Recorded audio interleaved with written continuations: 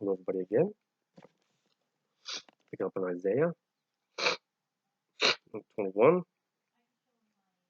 Again, this pertains, all these prophecies, these prophets back then pertained back then, what's coming right after the moment they get the prophecy. And for peoples back then, they also relate to what's going on now and what's coming. Prophecy against the desert by the sea. What part of the world he's talking about here? Sahara, possibly. Like whirlwinds sweeping through the southland. An invader comes from the desert, from a land of terror. You don't know who that is. From the desert, desolation. A dire vision has been shown to me. The traitor betrays, the looter takes loot. Elam attack, Media stately siege. I will bring to an end all the groaning she caused. At this my body is racked with pain. Pangs seize me like those of a woman in labor. I am staggered by what I hear. I am bewildered by what I see. My heart falters. Fear makes me tremble. The twilight I longed for has become a horror to me. People being in terror and consternation and gnashing teeth, as it mentions. Writhing in pain and suffering. Confused. They set tables, they spread the rugs, they eat, they drink. Get up, you officers, oil the shields. This is what the Lord says to me. All this going on, people going about doing the business. There's nothing coming. Go, post a lookout. Keep your eyes open. Have him report what he sees. When he sees chariots with teams of horses, riders on donkeys or riders on camels, let him be alert, fully alert. And the lookout shouted, Day after day, my lord, I stand on the watchtower. Every night I stay at my post. Look, here comes a man in a chariot with a team of horses, and he gives back the answer. Babylon has fallen, has fallen. All the images of its gods lie shattered on the ground.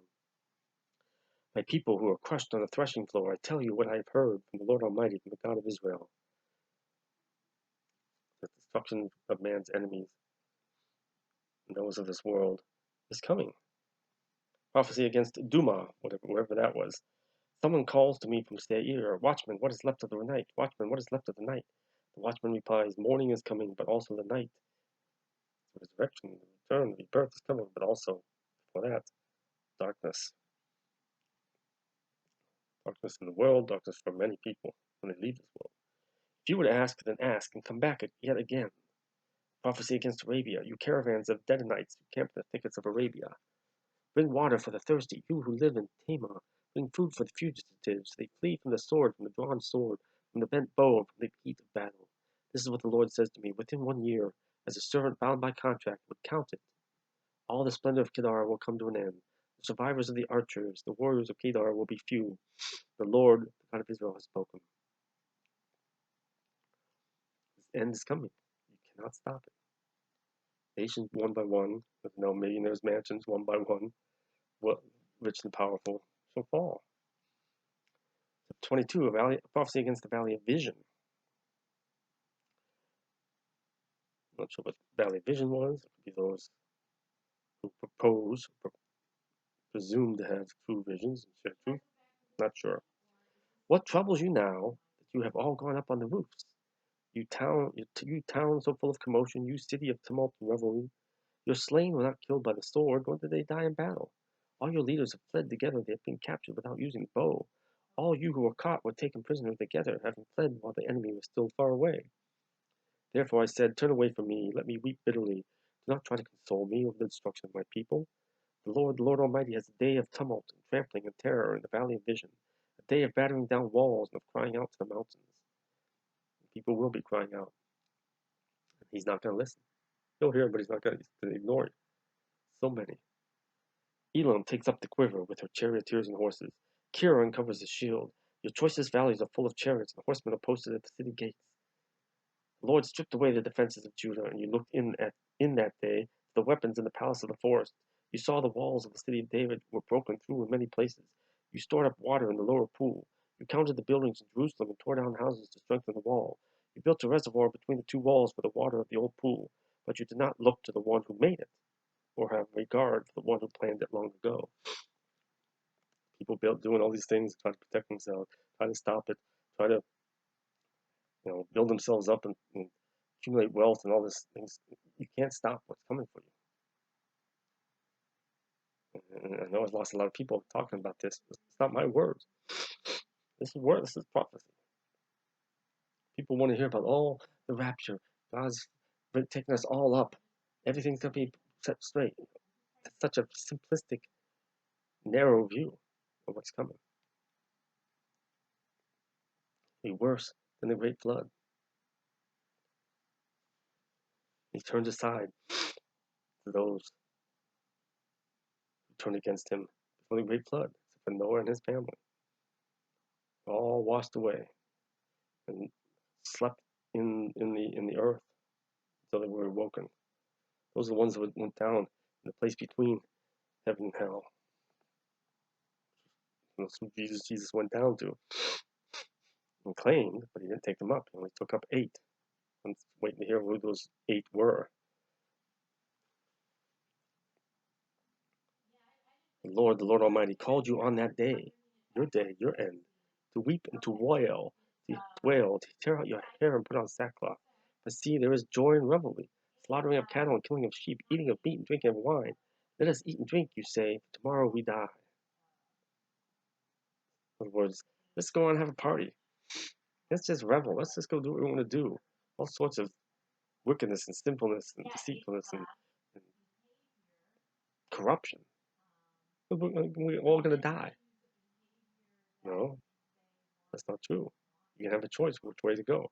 And you're blowing it off just to have a good time, not even trying to learn about Him and grow in His light and help others. Then you will die. You will suffer the pains. The Lord Almighty has revealed this in my hearing. Till your dying day, this sin will not be atoned for, says the Lord Almighty. This is what the Lord Almighty says. Go, say to this steward, to Shebna, the palace administrator, what are you doing here, and who gave you permission to cut out a grave for yourself here? You in your grave on the height, chiseling your resting place in the rock. Who gave you authority to promote yourself, exalt yourself in death, or not in death, but in leaving this world? Big tombs and monuments to yourself. Who gave you permission for that? Beware, the Lord is about to take firm hold of you and hurl you away, you mighty man. He will roll you up tightly like a ball and throw you into a large country. There you will die, and there the chariots you were so proud of will become a disgrace to your master's house.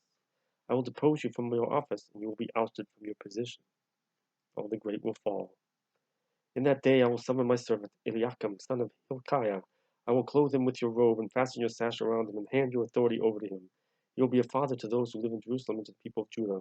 I will place on his shoulder the key to the house of David. What he opens, no one can shut, and what he shuts, no one can open. I'm speaking about Jesus here. He will be a father to those who live in Jerusalem, and the people of Judah. I will place on his shoulder the key to the house of David. What he opens, no one can shut. What he shuts, no one can open. Referencing Jesus Christ there. I will drive him like a peg to a firm place. He will become a seat of honor for the house of his father. All the glory of his family will hang on him, his offspring and offshoots. He is the root of the vine. All its lesser vessels, all those who follow him and adhere to him, believe in him, from the bowls to all the jars. In that day, declares the Lord Almighty, the peg driven into the firm place, the cross, will give way. It will be sheared off and will fall, which it didn't stay there. And the load hanging on it will be cut down. The Lord has spoken. It was cut down, perished from this world. We'll pick up on chapter 23 next time. Word of the Lord. If that had some meaning to you, broaden your understanding of things. And read it yourself. Read everything in the Bible. Read long after I share it with you. Ask for discernment. See what meaning you get, specifically for you to understand. Don't just go by what I tell you. Talk to Him. Ask for Him to elaborate on things. And stay safe. Peace of Christ. God bless.